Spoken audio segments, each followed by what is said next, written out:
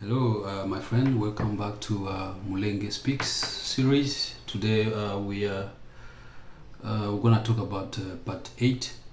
I know that last time we spoke about part 7, A and B. So today we'll talk about rights, customary rights. To be frank, we understood everybody. We understood what we said in the last 7 videos.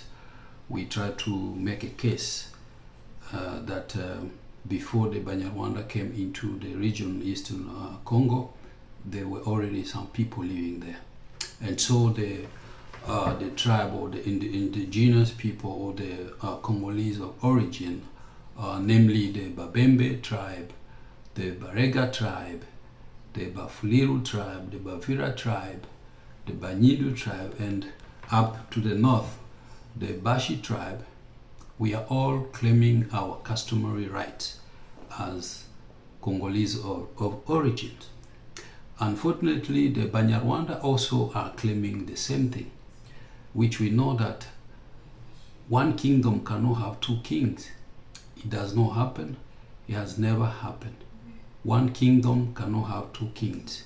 We cannot have the Queen of England and the King of England. We cannot have king and two kings in one land. And so today we'll talk about the customary right. Who among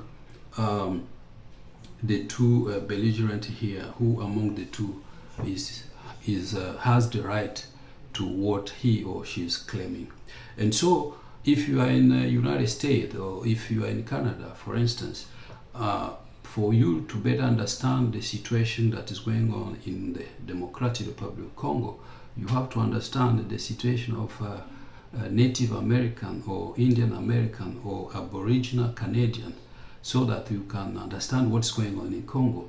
And so if I go into here in the United States, I'll give you 2 examples. So what I'm trying to do here is I'm trying to bring up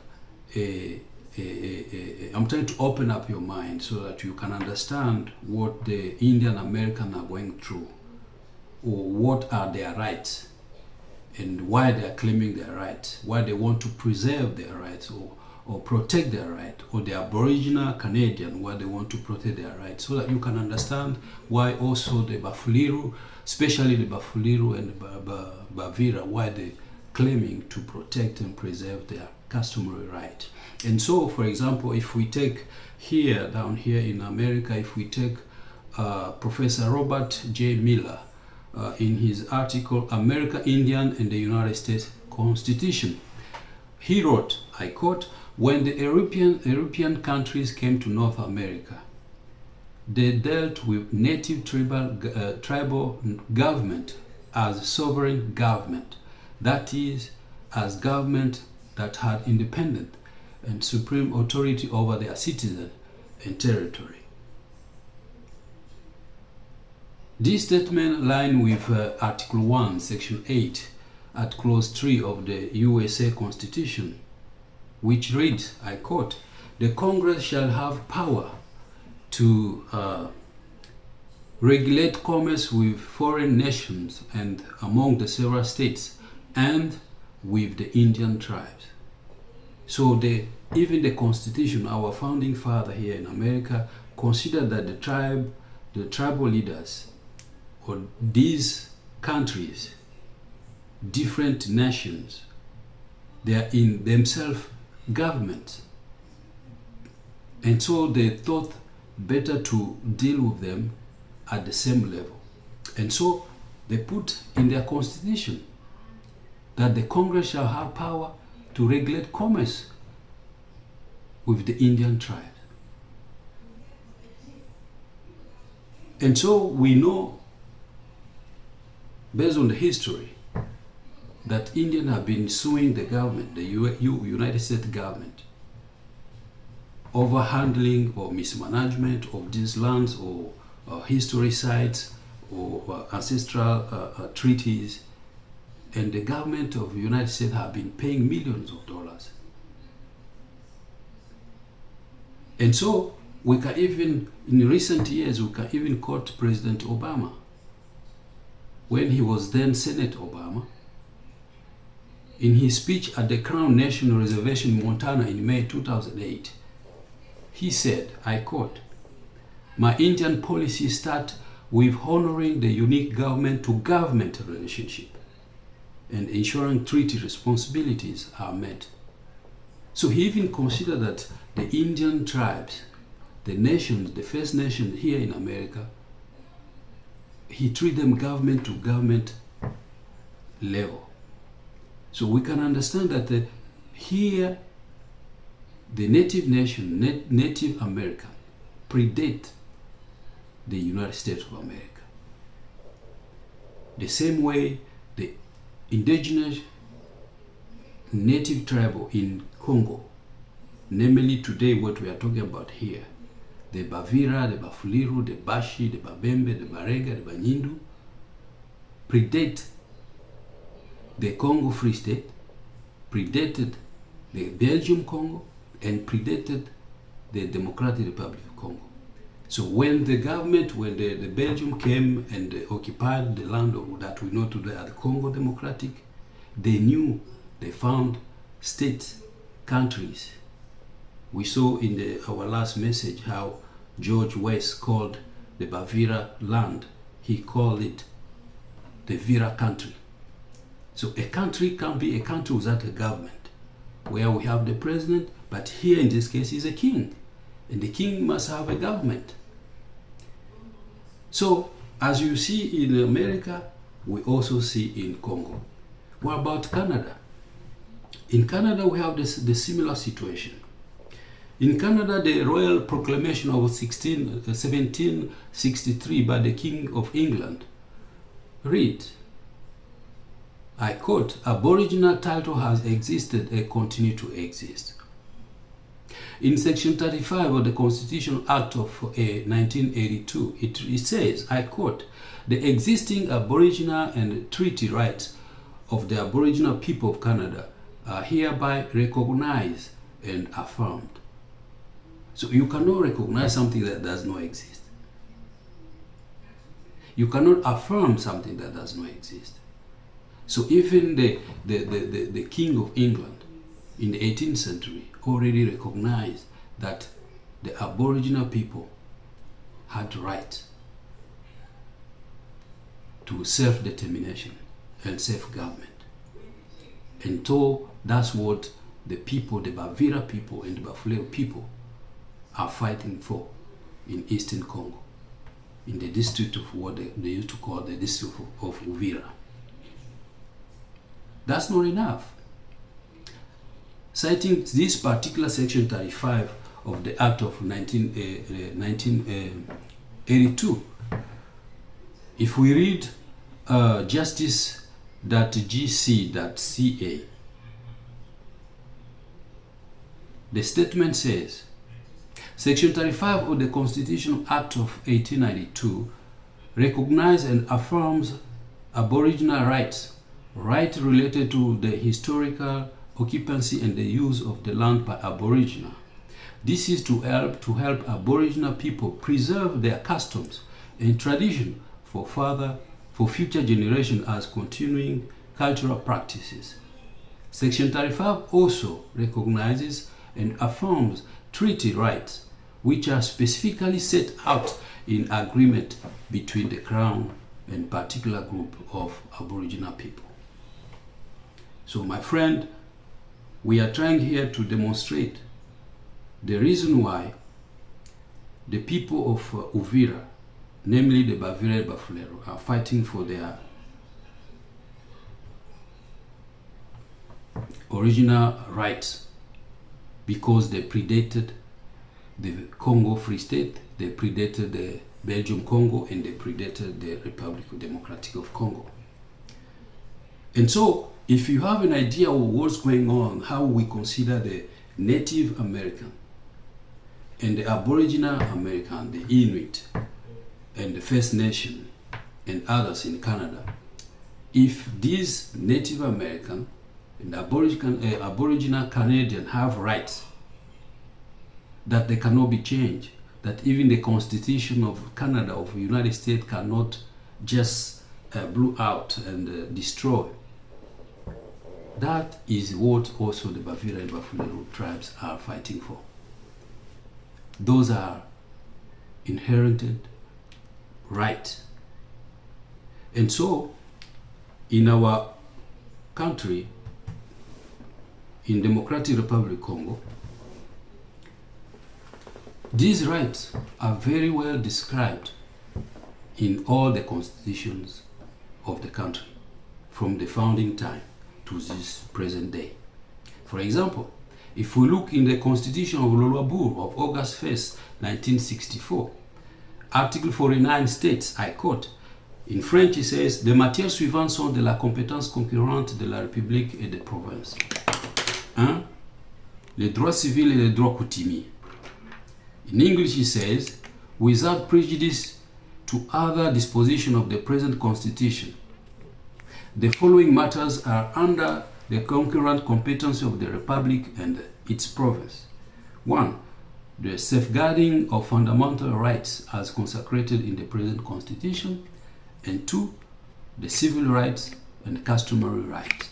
So even in 1964, 4 years after the independence of Democratic Republic of Congo, already the Constitution maintained that there are some fundamental rights that are reserved to people and countries or kingdom that were there present when King of Belgium II, when he took control of what was called later the Congo Free State. In the same constitution of the Lualaba 1964, at its section 3 on the province, Article 111, Article 111 reads, I quote, "The Provincial Assembly is composed of 1. Co-provincial councillor by the elected advisor among the notable and customary chiefs." In French it says, "Des conseillers provinciaux cooptés par les conseillers élus parmi les notables et les chefs coutumiers." So here we are seeing that there is a difference between notable and chef coutumier. There is a difference between customary chief and notable. So notable means the people that are subordinate to the customary chief. And we will see in the next video how the Banyarwanda deceive you by explaining or by telling you that because some of them were notable, it means they were customary chief. It means they were king. Or sometimes they will say that they had cheffery. But in practice, they were leading villages or streets or avenues. But for them, when they are called notable, it means they were kings. But as I said earlier, you cannot have two kings at the same time in the same land. It does not happen in America, it does not happen in Canada, and it can't happen in Congo, even in any country around the world. You cannot have two kings in one land. It does not happen. Also, in his book, Droit coutumier traditionnel et colonial en Afrique centrale, Bibliographie commentée, 1965, article volume 35, 2, page 411 to 419, Jacques Maquet wrote, I quote, "Les droits coutumiers est antérieur aux républiques du Congo, Léopoldville, de la République du Rwanda et du Royaume du Burundi." In English, I quote, "Customary law predates the Republic of the Congo, Leopoldville, Republic of Rwanda, and Kingdom of Burundi." So, these are the rights that we are claiming. Customary law, customary rights existed before the present republic. And we also saw that the Banyarwanda came after all these kingdoms were already established. That means they may have the same national citizenship, but they don't have the same customary citizenship. For example, if I go to the American Congress today and I ask everybody, I want everybody who is an American to get up, to stand up, I believe the whole House of Congress will stand up, because all of them, they are Americans. But if instead, if I say I will only ask the Cherokee people to stand up, I don't think the whole House will stand up. Why? Because they have a different status as American, because they were here before the rest of our founding father came in. And so they have, though they have the same national interest, national right as American, but there are some rights that they cannot be changed, that they cannot be taken away. The Constitution of February 18, 2006, Article 2007, recognized the customary authority as the basis of traditional value. That's the Constitution of 2006, the Constitution of Democratic Republic of Congo. In 2015, President Joseph Kabila Kanambe signed into law the law number 15/015 of August 25th, 2015. And this is what the explanatory memorandum says. I quote, "This act is therefore the implementation of this constitutional requirement. It is added to the legal arsenal of the territorial, administrative, and political organization in the Democratic Republic of Congo, which confers on the customary chief, in addition to customary responsibilities, administrative burdens. It takes into account the traditional, immutable, and healthy value in a society founded on written law, democracy, good governance, and respect of human rights. It aims in particular to 1. Affirm the protective role of the customary chief with regard to cultural identity as well traditional moral value. 2. Reaffirm the apolitical character of the customary chief. 3. Reaffirm the involvement of the customary chief in safeguarding national unity and cohesion. 4. Reserve only structure recognized by custom the right and power to designate the customary chief. And 5th, confirm the right of the public authority to recognize or take note of the designation of the customary chief." So from only these three constitutions of the Democratic Republic of Congo, we can see that compared to the recognition and affirmation of the Indian American and the Aboriginal Canadian, that they predate the Republic, the United States country, and the Canadian government. These constitutions are recognizing that before anyone came into what is called the Democratic Republic of Congo, or even before that in the Congo Free State, or after that into the Congo, the Belgium Congo, these chiefs, these customary rights or these customary authorities were already existing. And so they maintained them, they confirmed them, they did recognize them. You cannot recognize something that does not exist, so you recognize what does exist. And so these are the rights that we are fighting for as member of the tribal, member of the Congolese of origin, that are recognized in the constitution of every republic. And so I'm gonna stop here for today. I want just to bring this introduction so that when you are trying to understand what are the customary rights and laws and responsibilities that are on the shoulders of these kings in these kingdoms in the present Democratic Republic of Congo, you have first to come back, sit down, and read the constitutions of Canada and the United States and understand where the native Indian, where the Aboriginal Canadian come into play into their constitution. Then you also understand where the indigenous tribe of Bavira, Bafulero, Babembe, Barega, Bashi, and Banyindu are coming from. Because we have rights that no one can take away. Those rights, they are linked to our language, they are linked to our ancestral heritage, they are linked to our customs, they are linked to our values and tradition.